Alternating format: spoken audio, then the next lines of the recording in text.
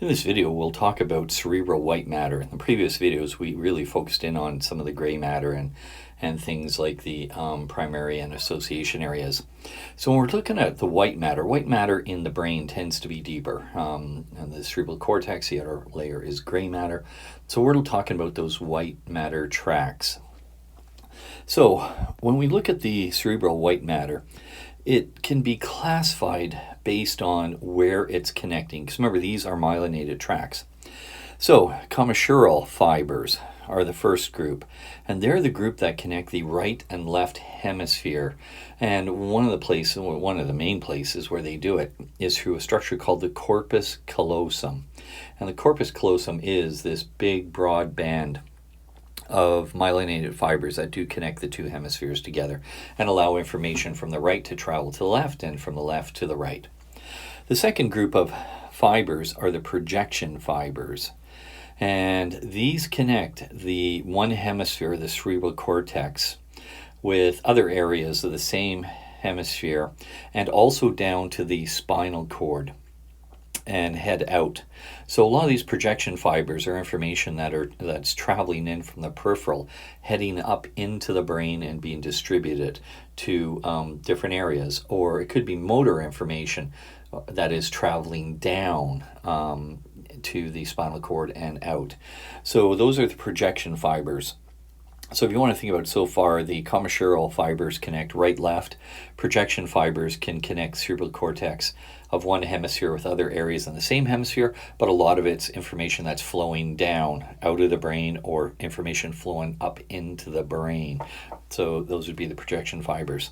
The next group are the association fibers, and the association fibers stay within one hemisphere. So they don't move out of that hemisphere. And what are they doing? They're connecting gray matter of one of the cortical gyri. Remember the gyri versus the sulci?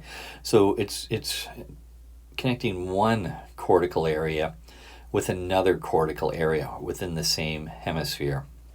So those are the three. And let's have a look. And we can see them here in the diagram. So let's start with the commissural fibers. And remember the commissural fibers. Now, by the way, this is the gray matter out here.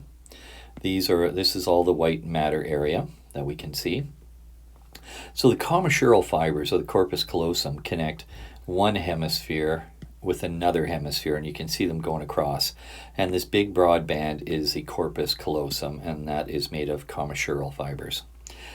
Then we have projection fibers. So let's have a look at projection fibers. And projection fibers, as you can see here, as I said, a lot of them are about information traveling down and out or information traveling up into. Okay, so those are the projection fibers. And you can see it's bilateral, that also on this side we have projection fibers. And then the third type are the association fibers, where they stay within a hemisphere and connect one cortical region with another cortical region. So that's about moving information within one hemisphere. So those are the three main ones, the commissural, the projection, and the association. Here on the side in a parasagittal view, we can see this. Also here, we can see that here's a view of the association fibers. See how they connect basically one cortical area to the next, and maybe even from the front to the back, but while maintaining their location within one given hemisphere. So we're going to end it there, and that was just a quick little view of the white matter and the three major groups of tracks that exist.